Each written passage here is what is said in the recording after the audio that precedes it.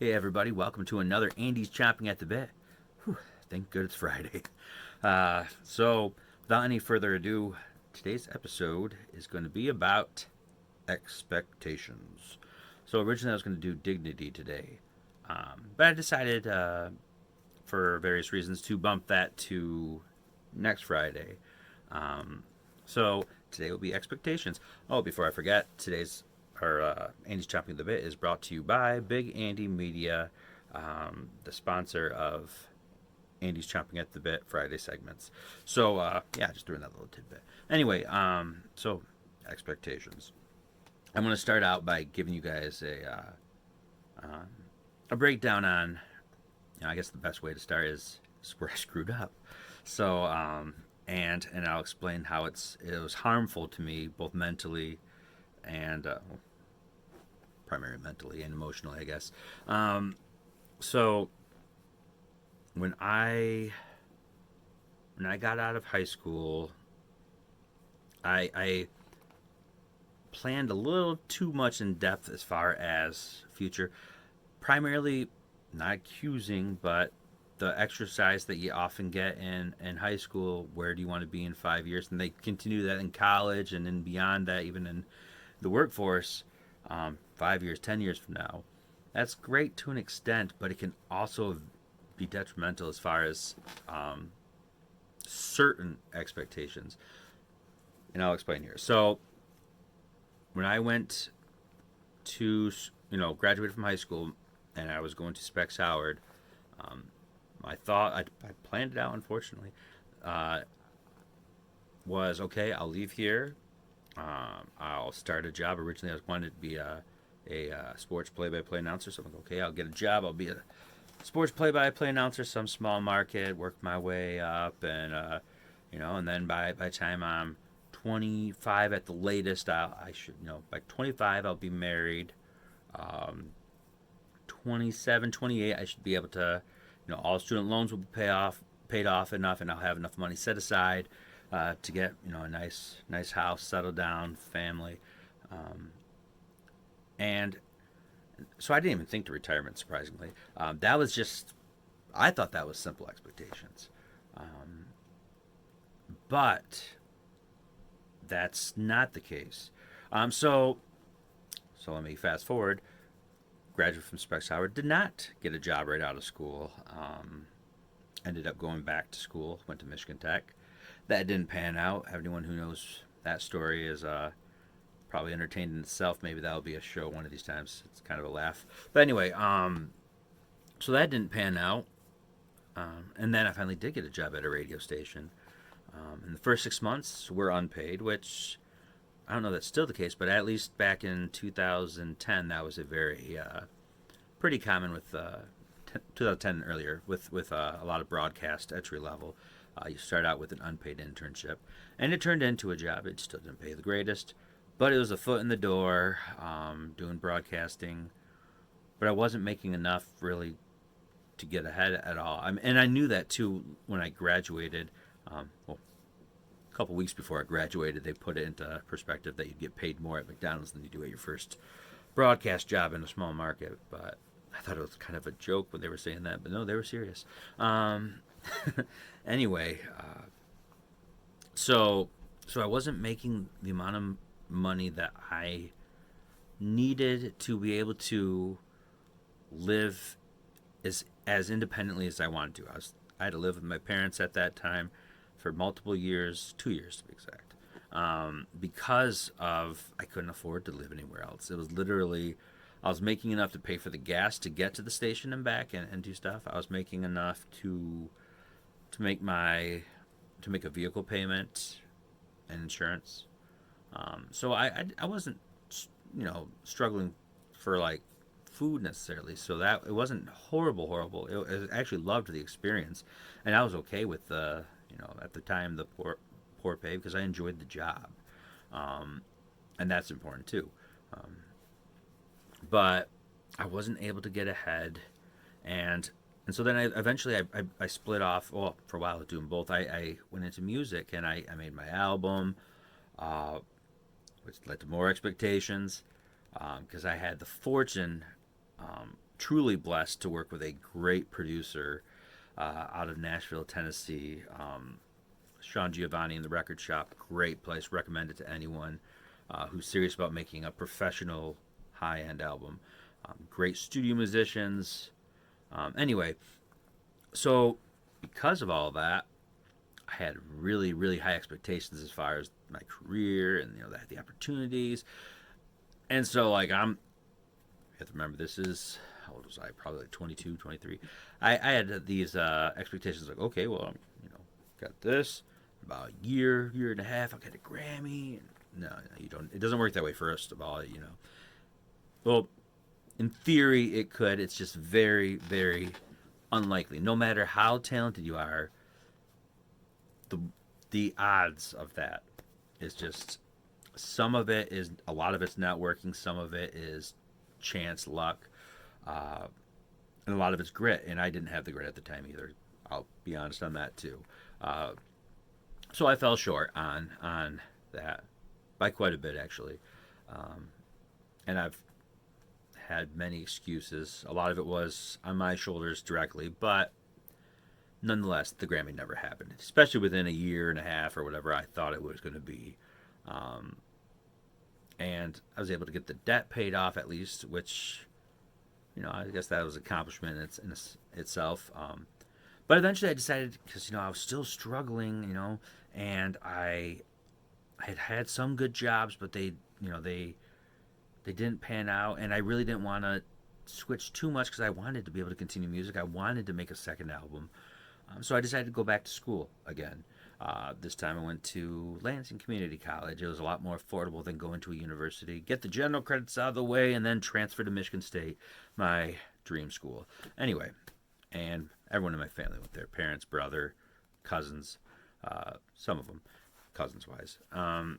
So it was dream path for education, and I thought for sure I was going to get into really quick too, because I had Michigan Tech on the resume, and I was doing the general classes at Lansing Community College. I was doing great. I believe when I applied to MSU for transferring, I was going into at that point I was planning on going to Michigan State for chemical engineering, and I wasn't denied. It was it? Can't remember.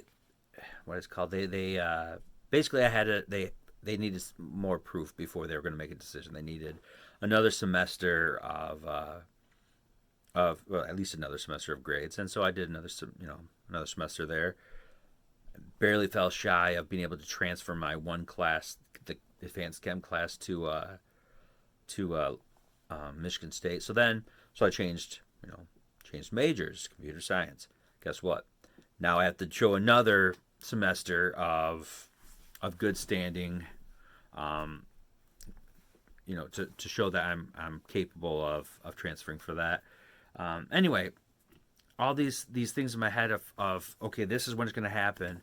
I was getting set off again a whole another semester, so I was starting to get frustrated with these expectations because I was already thinking I was going to be in my junior year at this point at Michigan State, and I was still at LCC, and it was bothering me.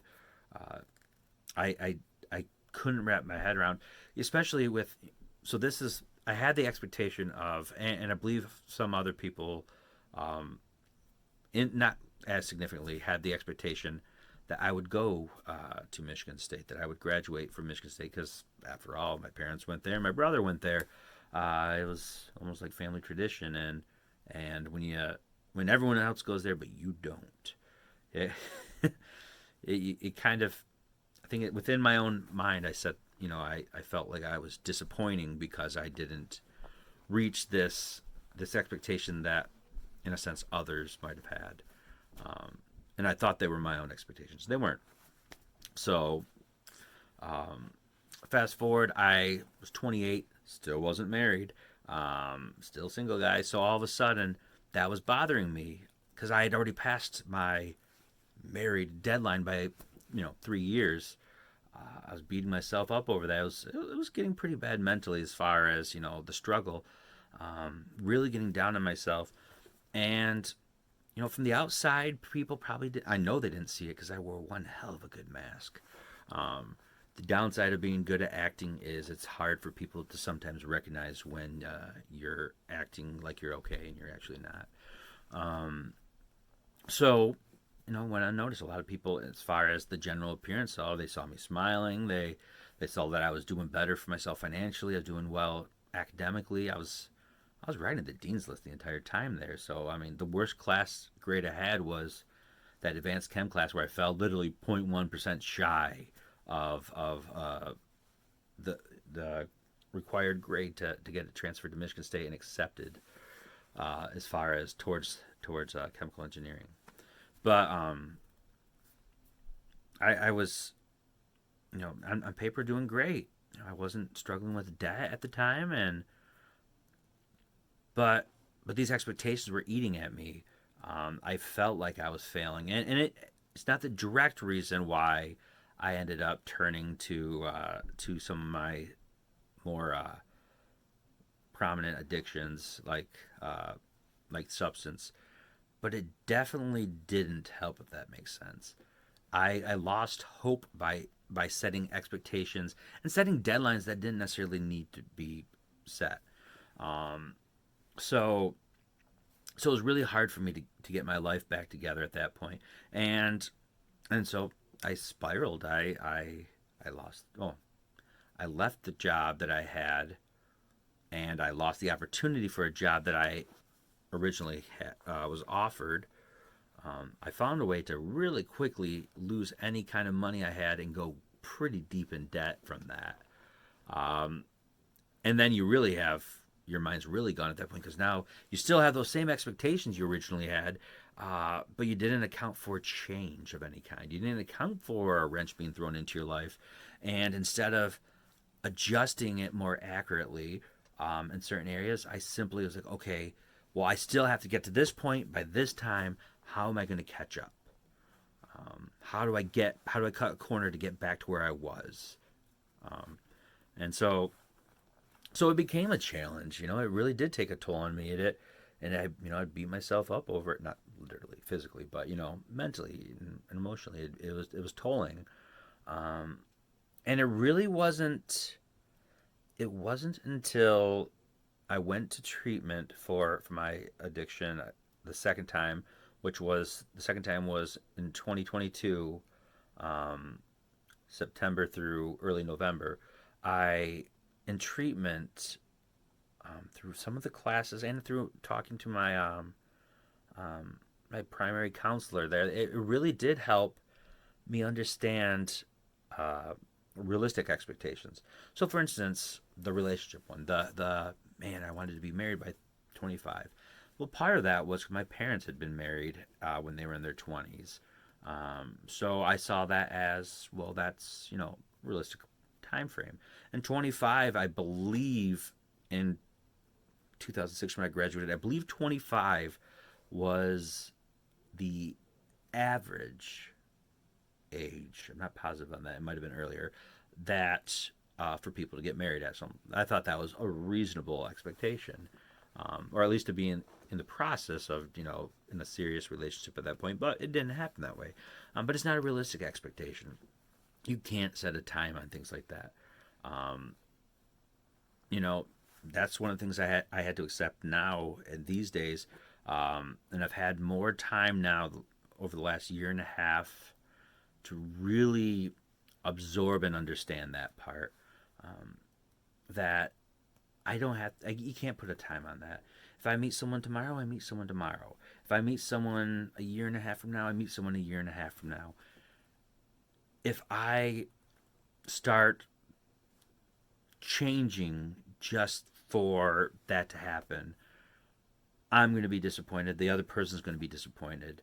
Um, it's not going to work out. I mean, there's people have sometimes they have unrealistic standards, but then there's some that are crucial too. You don't settle just to be in a relationship. You don't settle just to get married.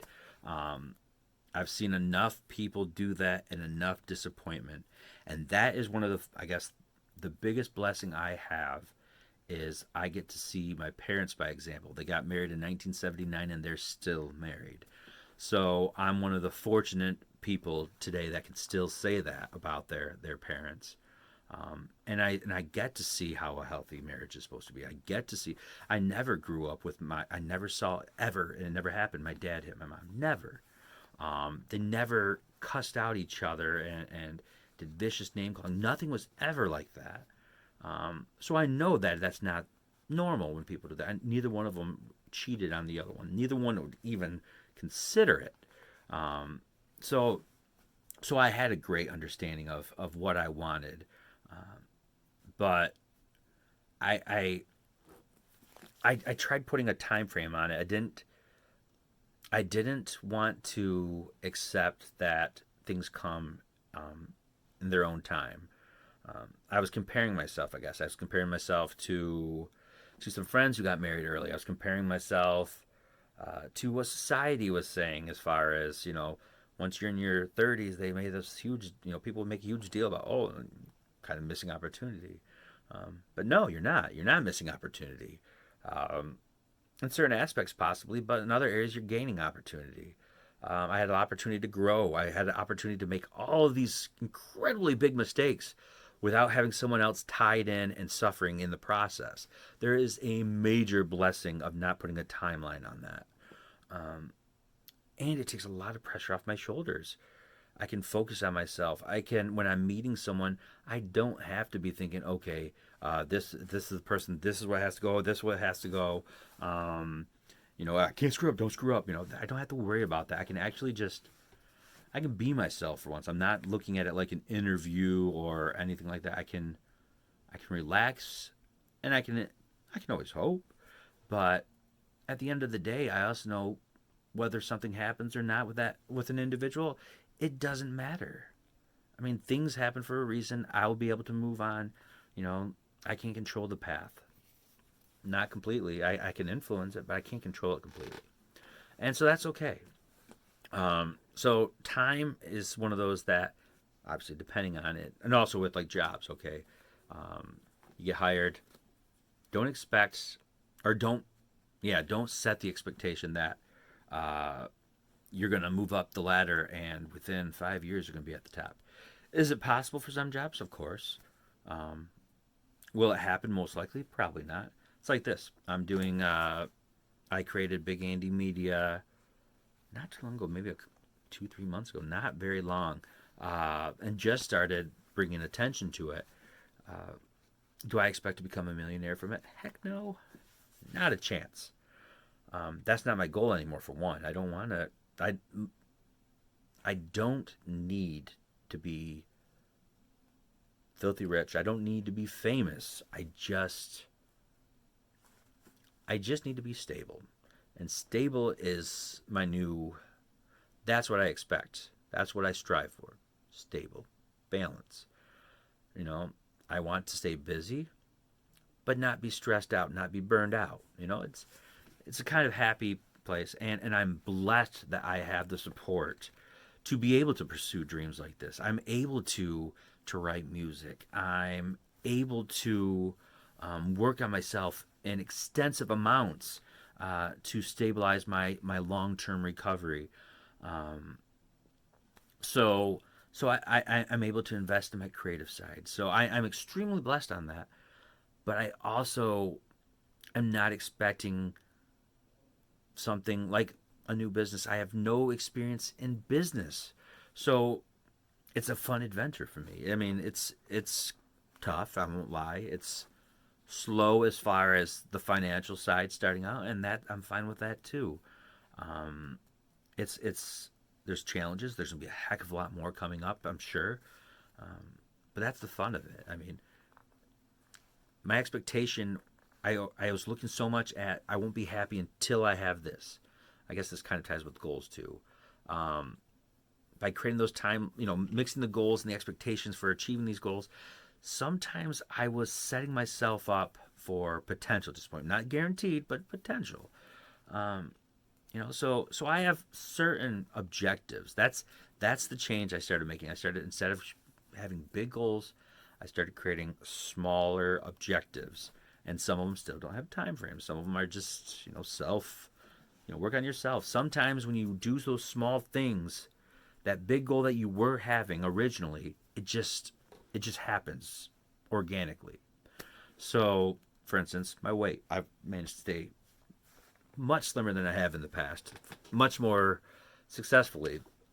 And part of it is I'm not setting that goal of, okay, I need to weigh this much by this time. What I'm doing is every morning I have the same routine. I wake up, I say my prayer, and then for exercise I do 15 push-ups of varying. One day I do diamond, regular, wide, then hand release, and then back. Uh, and then I do 50 sit-ups. After the sit-ups, I do 50 squats. So then I do 2-minute planks. Anyway, but that was my routine for exercise. And then for food, the biggest one that I had managed to modify was I changed it. So okay, well, I limit these particular types of foods. I only eat when I'm hungry because I was setting a schedule on, okay, you have to eat here, here, here, here, because they say several meals a day. Well, I was eating when I wasn't hungry, and then it was causing more problems. So, so I modified that, and that's what worked for me. I'm not a nutrition expert by any means, and I stopped. I said, okay, after 5:30 at the absolute latest, I'll stop. I'll stop eating and drink plenty of fluid, and then tomorrow morning I can start again. So it's that what they call intermittent fat. Yeah, can't say the word. Anyway, fasting. There we go. I'll just leave it at that. So I started doing that fasting thing, and it worked out pretty well. And I've been able to lose weight. I've been able to maintain weight. I've been able to maintain muscle. I've been feeling great from it. So that was one of those things. I didn't set the goal of, okay, this is what I got to weigh at this time. It was literally, okay, I'm going to do this. I'm in the habit of doing this. I'm going to work on doing this. And I get in the routine still every morning. Also, I step on the scale and I record the weight. And I'm not doing it as like, okay, this isn't right. It's literally just part of the routine. If sometimes the number goes up. It's realistic. I might have had a bigger meal yesterday, or I might have, exercised more the day before, whatever the case may be. It doesn't always stay the same, and I'm okay with that. I'm not doing it as the judge all base all. It's just part of the routine. But it got me the results I'm currently at, and I've been able to maintain those results from realistic objectives on that. So that's how my expectations changed, and the goal weight that I used to have, I don't have that anymore. I got rid of that. It was a great, that's what I expect to get. I expect now my expectation is to simply work to do my best. As far as this is for the health wise, work to do my best at it, and not make it a chore, not burn myself out in the process. Enjoy it. So so that's where I'm at on that. But anyway, so another thing of the expectations, and I guess this will go with that marriage one too, and the college one. And a lot of people hear this with college if their family had, my brother has got a PhD. I don't. um, so society would say, okay, they measure you somewhat. I'm not saying my family doesn't. Unfortunately, my family doesn't do that, not to the extent of some families. But when you're looking at expectations, was this one that you set? Was this one that you set because that's what you really wanted, or is it something that expectations from society have put on you? Like all of your friends are married, all of your friends are having kids. Trust me, that bothered the heck out of me too. When all of a sudden I see all my friends and I see their pictures and they're all happy and smiling and they have kids, and ooh, I used to get upset about it because not because I'm mad at them. I was just kicking myself because that wasn't me, and I needed to stop kicking myself and just be happy for them, and accept that that's not my path. Yes, I would like it to be eventually, but I'm not going to put that timeline on it. It's things happen in different times. It's not going to happen in my time. I've proven time and time again that's not realistic. So that's one, that society put on. Same with the school. Society would say, well, if my family went to Michigan State and my brother went to Michigan State and they all graduated, they all did great. They did, they've been very successful as far as their careers, as far as financially, they've been doing great. Though my brother had a harder time than my parents because student loans are much more expensive now, and he got a PhD, which means a lot more student loans. That's part of, that's society putting that saying I have, should go there, or at least follow in somewhat of the footsteps.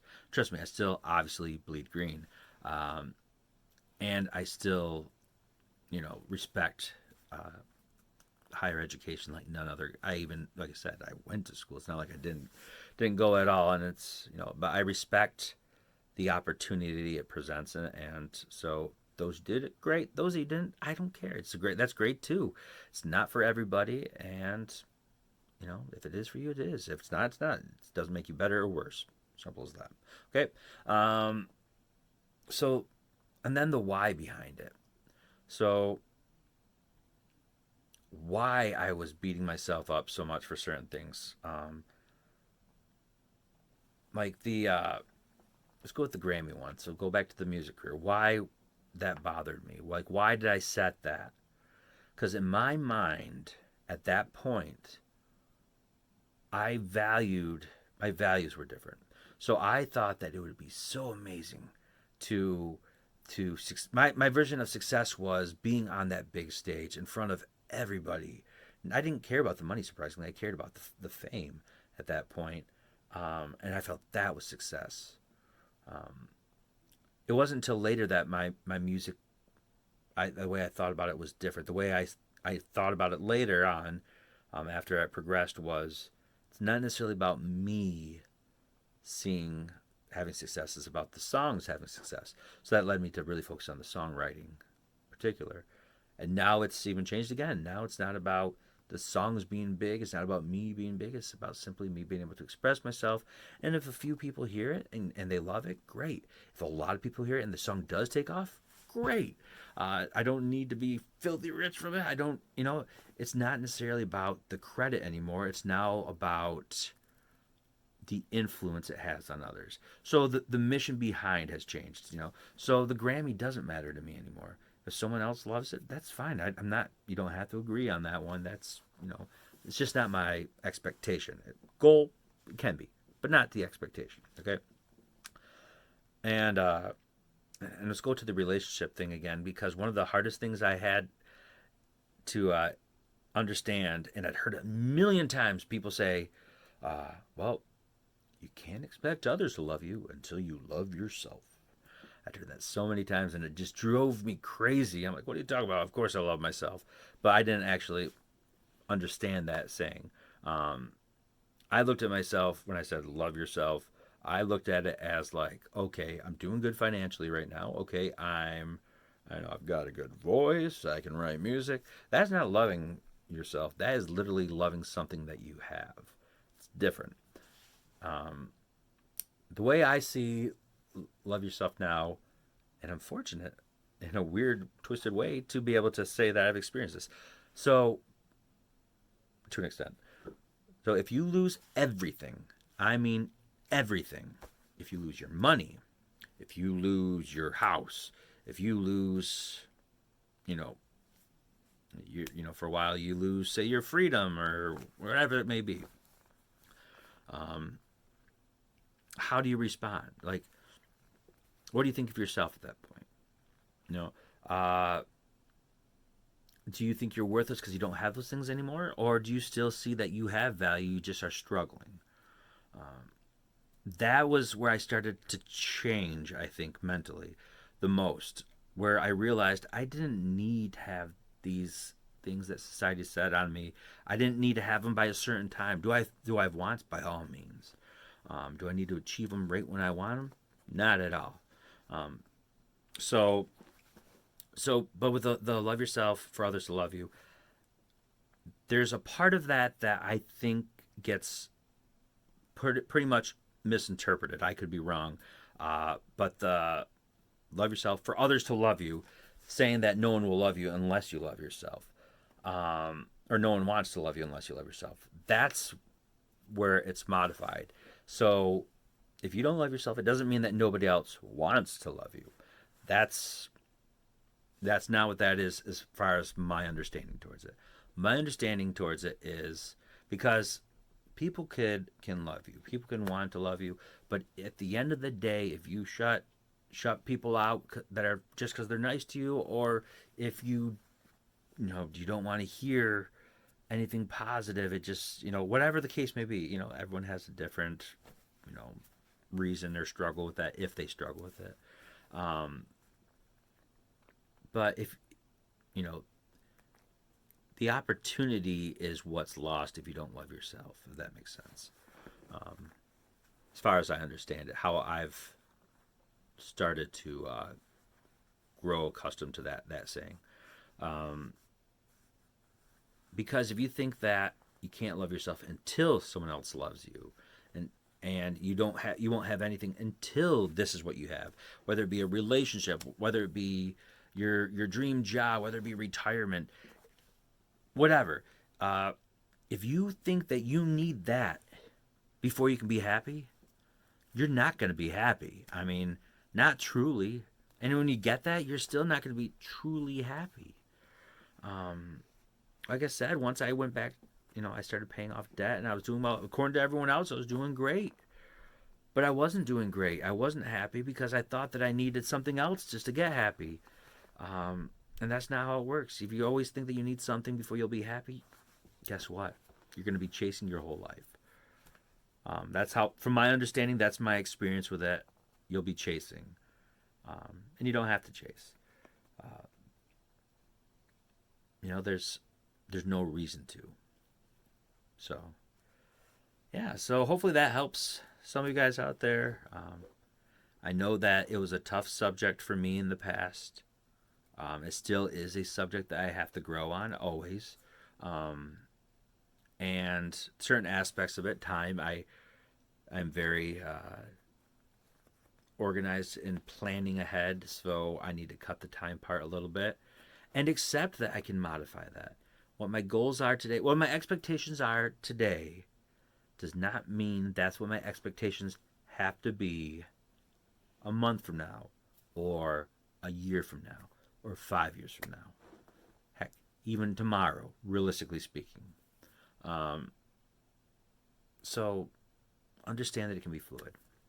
Don't beat yourself up if you're not getting to where you want, and don't try twisting shortcuts just to catch up. Be okay with changing it. It's okay. You don't have to stick. If the game plan changes, it's okay. You don't have to throw in the towel, depending on what it is. Work through it. Don't beat yourself up. If you need to talk to someone, whether it be a professional or family or a friend, do it.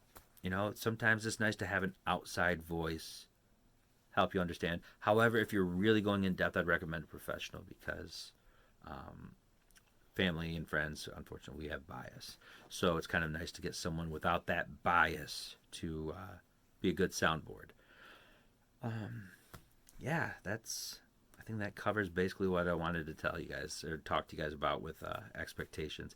And once again, I went longer than I said I was going to go beforehand. I always shoot for 15, 20 minutes. I tend to always get over 30. So with that being said, that is today's Andy's Chomping at the Bit. Have a great weekend. I will talk to you guys again on Monday and Wednesday of next week for the Daily Biscuits. And, of course, every Friday will be Andy's Chomping at the Bit. Like I said, next week will be dignity. That'll be a fun topic. So this podcast was brought to you by Big Andy Media. You can find Big Andy Media on Facebook, Twitter, YouTube, and LinkedIn. So feel free to search it out. And Andy's Chomping at the Bit is also available on YouTube and Facebook.